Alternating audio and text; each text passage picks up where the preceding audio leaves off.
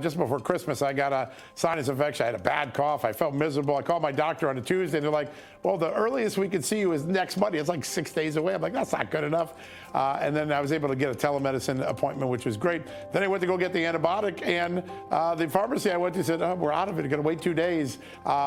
Drug shortages and doctor appointment shortages are two phenomena that are really starting to build up in the medical industry. Tell us what's been going on there, why we are seeing these sort of log jams of appointments and log jams for getting antibiotics we used to be able to get easily.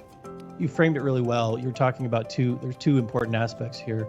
It's not just access to the medications themselves, but access to the physicians, to these healthcare providers. And there's various projections out there, but if you look over the next 10 to 20 years, the projections are in the tens of thousands of when we look at how the shortage of healthcare providers across the country. It's a problem that's projected to get much worse than it is currently. So if you feel like, waiting a week, 2, and in some cases, people who are just trying to get a run-of-the-mill appointment for a checkup are waiting 6 weeks to see their primary doctor. If you think that's a problem, it's just going to get worse. So that access to healthcare you brought up is a really important point.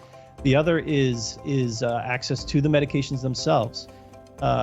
If you look, the FDA maintains a record of a list of any medication that's in short supply, and that list at any given time is over 300 medications long. It also has been growing consistently. In fact, just in the last few years, it's grown by 20 to 30% in the amount of medications that are in short supply. And so that is another one that just continues to be worse. Now, the whys can get pretty complicated, but at least for strictly speaking for pharmaceuticals, here in the United States, we consume, of all the medications that are consumed, over 95% of those medications are generic.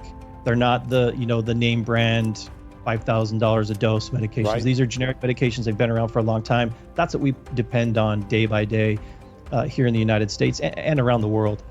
Now, of those generic medications, basically 100% of them are produced overseas.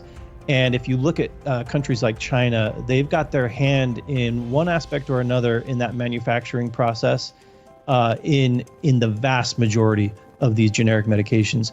So, we've seen supply chain issues through COVID. We continue to see them in the pharmaceutical space. This was the reason why I formed Jase Medical. It's because it was a problem it was becoming a problem in my private practice, in my practice in community hospitals, where I was seeing this pre-pandemic and realizing the huge risk that we run with our global supply chain being overseas, really in every aspect.